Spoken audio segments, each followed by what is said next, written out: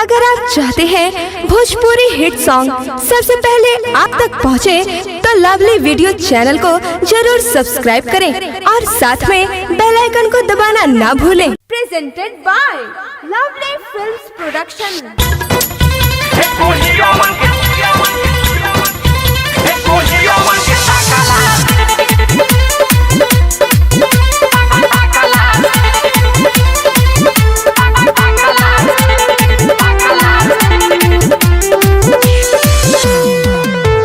छनो भड़ा नाई छोड़े लसन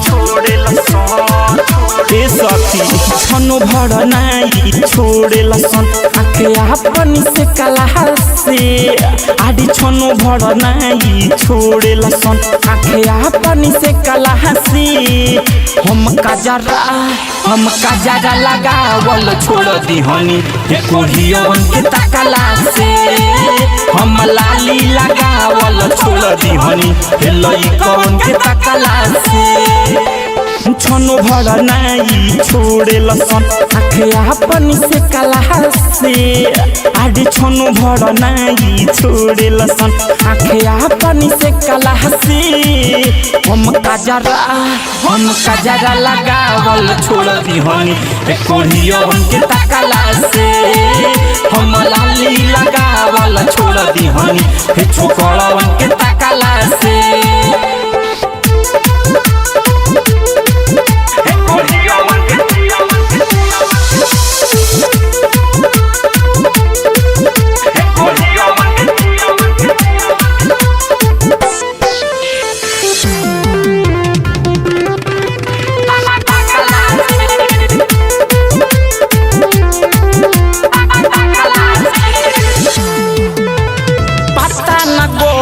नजरी में हम तो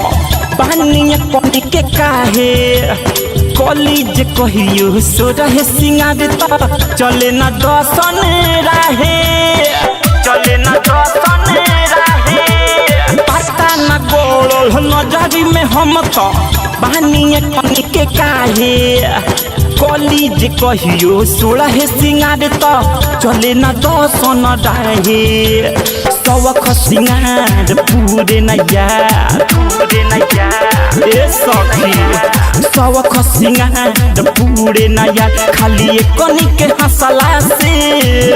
आडी सवख सिंगार पूरे नैया खाली कनी के हंसला से हम काजरा लगावल छोड़ दी हनी निरियन के तकला से हम लाली लगावल छोड़ दी हनी कोढ़ियन के तकला से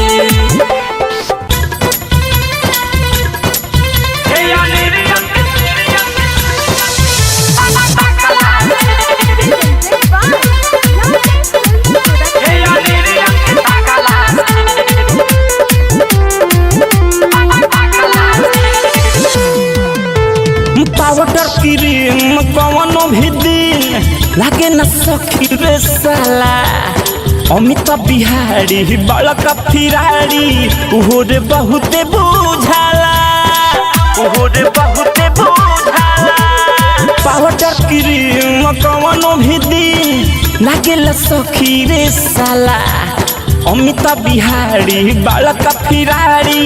उहोरे बहुते बुझाला दर्द मनीष देखे अभी